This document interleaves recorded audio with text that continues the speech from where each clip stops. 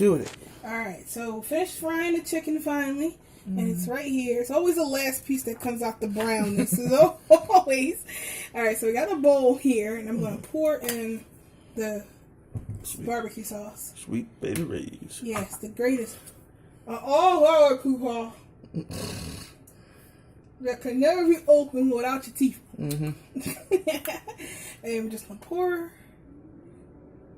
it into the bowl. Oh, wow. That good? That's a lot of more than I've needed, but get some good sauce. at least it's going to be totally covered. So we're going to take our chicken that we already fried. And scoop it over here. Oh, my teeth opening that up hurt. Careful. I don't have nails. I could have done it. How you going to hold the camera and open it?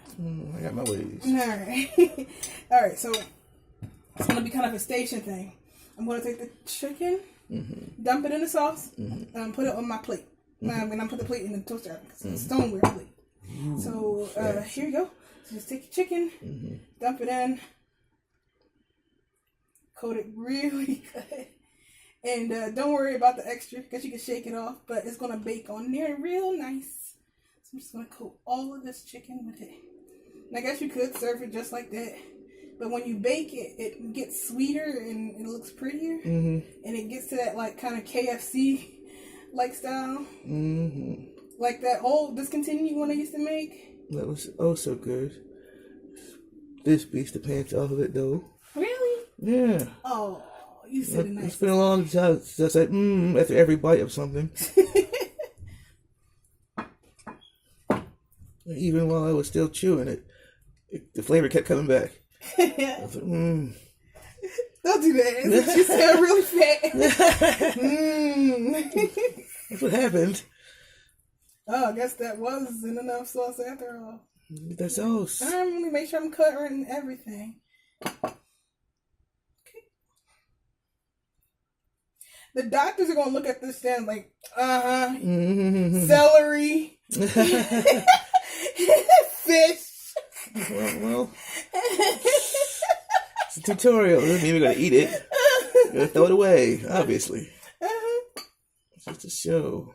Like, what have you been eating this last time for your diet? I'm like, fish. Chicken in this video wasn't real. It's mushrooms. Yeah. Like that guy. Oh, that made me so mad.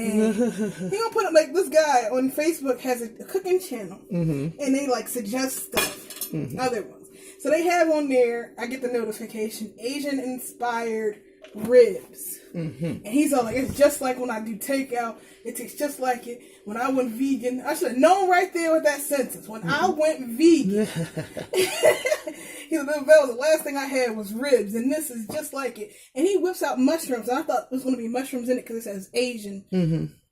No, it was barbecue mushrooms. He grilled the mushrooms, fried the mushrooms, and coated it in barbecue sauces. And that was it. He's like, this tastes just like ribs. I'm like, because you're eating barbecue sauce on mushrooms. Mushrooms don't taste like nothing. Everybody knows this. All right, so we got it all coated up, right? And we're just going to put these in the toaster oven. Find a space to put them on. So much chicken. That's how you clean your hands.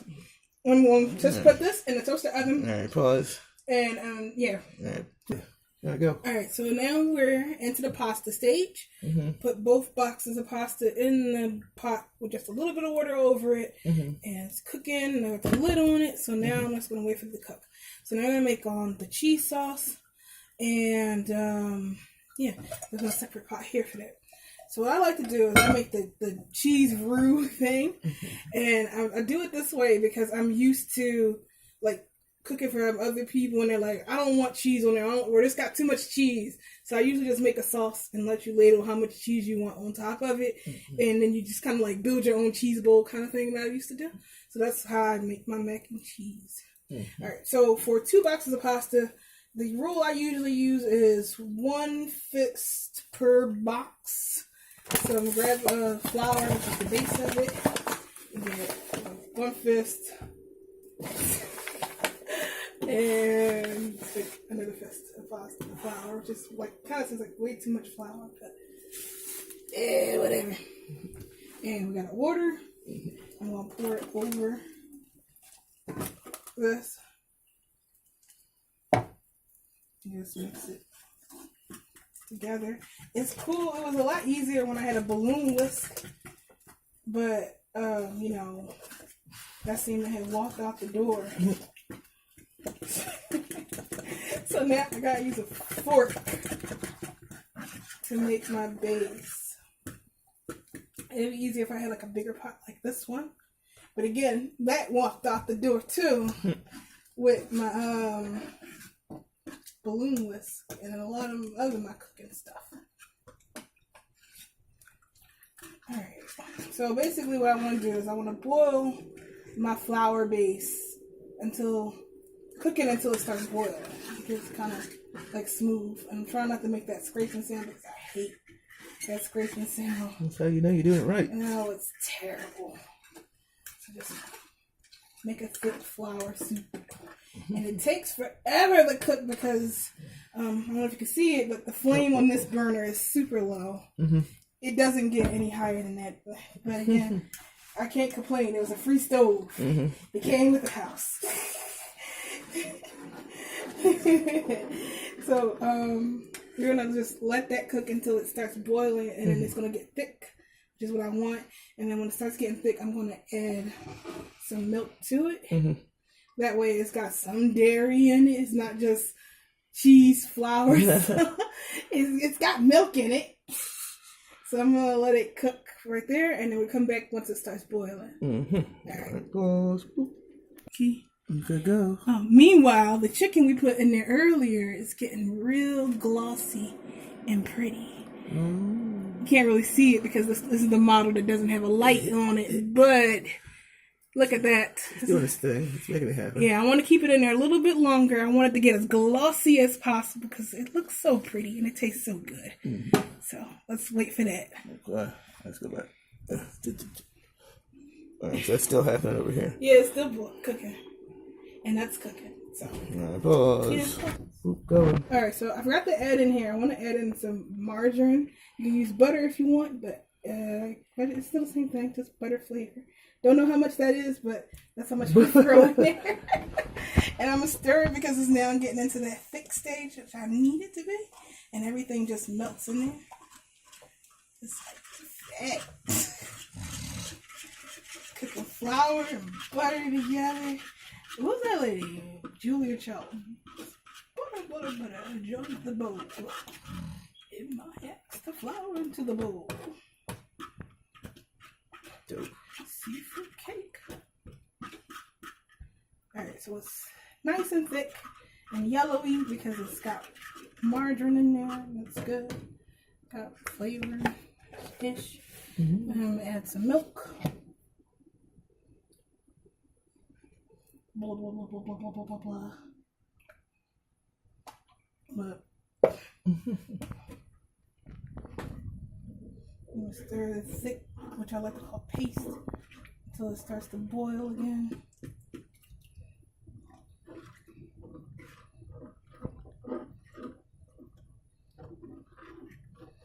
Although I think it might be 3 fists to 2 boxes. One of these days you'll write that down. I had it down once, but then I lost it. And I was like, I remember this is 3 fists. Or was it 2 fists? Maybe even 1 fist. No, it was definitely not 1 fist. Alright, so we just gotta let that cook and boil and thicken back up again. Mm-hmm. And then when it does that, then we add the cheese in. Ow! Careful. Damn it! Careful. Here we go. It was. Yeah. Dope. Okay. Okay, so we let it cook. Mm-hmm. And it's up, and it's like in a sauce-like consistency now. This is the time when we start adding the cheese in. Now, because my pot is super small, I'm going to have to pour it into a mixing bowl and then add the cheese into it. Because if I pour it into this right now, I'm going to have to like keep folding it over, and then it's going to overflow, spill on here, and it's going to get in the flame, and then it's going to go up. This is not from experience. This is just from a hypothetical. Uh-huh.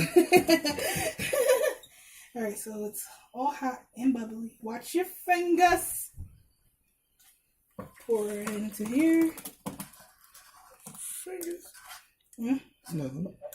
Just watch your fingers. It starts splashes out and burns your hands. Hot as all hell. Get burned by hot flour.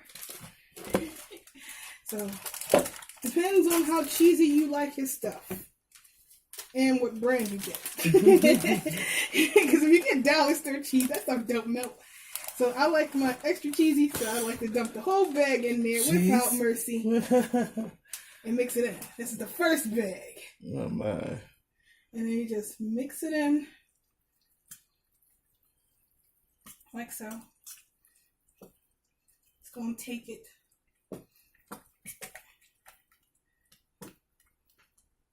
You're actually supposed to use this recipe for this kind of sauce. For baked macaroni and cheese. It's supposed to be the filler. Yes, this is what makes it all creamy, and then you put cheese on top of it and bake it. And that's what makes it like saves you the whole thing of cheese instead of mixing like I don't know. Like my mom used to do the whole put 3-4 bags in there and then mix it up and then try to bake it and then it's dry. Nah, this is how you do it. You make a cream sauce first, and then the cheese is like so. And you just put in your finger and take it up. That's actually really cheesy. This I must have did it right. Normally I need like 2 bags. Oh, our pasta's starting to boil over. So turn it off and let it cook on auxiliary. Now, if you want, you can add some more cheese to it. Let me ask our cameraman how cheesy it is if he likes this. Is it cheesy or does it need more cheese? No, more cheese. More cheese? Yep. All right. I'll take the flour. More cheese. Really? Yeah. Oh, whoops. Unless that was a bad spoonful. Yeah, all right, well, not much either. Yeah. So much cheese. Yep, America. I think I made it way too long. It might take a second for this to melt in. So it probably was 1 fist. I'm probably getting that flour taste. Oh, Jesus. You can do it, baby. Believe in me. This little spoon. It would help if I had a bigger spoon and not this little fork. You gotta put on that show.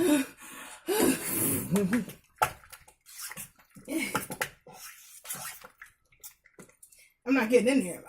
No. You're fine. Alright. Taste it, see if it's cheesy. Okay, that's cheesy. Oh yeah, that's cheesy. Wow, it's cheesy now. Woo! Alright. So, woo! Alright, so we have the cheese sauce for our macaroni. We have our pasta. And it's still a little firm, too firm for my taste. So I'm gonna probably let it cook a little bit longer. Look at all that cheese. That's a good burner. Look how this starts. So we're gonna let that boil just a tiny bit more, just to let the noodles soften up a bit. At least how I like it. So while I was doing that, I'm gonna go cook the broccoli. If I cook the broccoli, I mean I'm gonna put it on a plate. Yeah. Okay, so we have our broccoli. And we're gonna cook it the American way. At least the lazy way. We're gonna put it in the microwave. So I'm gonna come back and hopefully by then we have a plate of cooked broccoli. Let's get away. Alright, pause it. Don't want your voice. Okay. So now we're at the last part, plating. So I'm gonna start serving you guys because you are companies, which means you get the first plate. They get the first plate. So, pasta, however much you want, and then you take cheese, and you drizzle it over said pasta. So, it's not pretty, but it is tasty as F. That's F. Alright, so you got cheese, macaroni, like the macaroni and cheese, the broccoli that we nuked any nutritional value out of. You get a lot of it.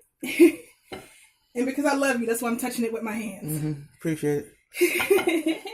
And the glazed barbecue chicken that we mentioned. And because you're company, you get the big piece. Oh, it's not fair. He's company. Blah. You get the big piece. Blah, blah, blah. All right. and there. And yeah, boys and girls, this is how Zero cooks dinner for you guys. So this has been a first and possibly only cooking with Zero. And we made macaroni and cheese, broccoli, and barbecue chicken. This is my gift to you. Thank you for all your support. To all 4,000 some odd number of you, thank you for your support. Look forward to seeing you in our next real tutorial. Now let's go eat. Yay!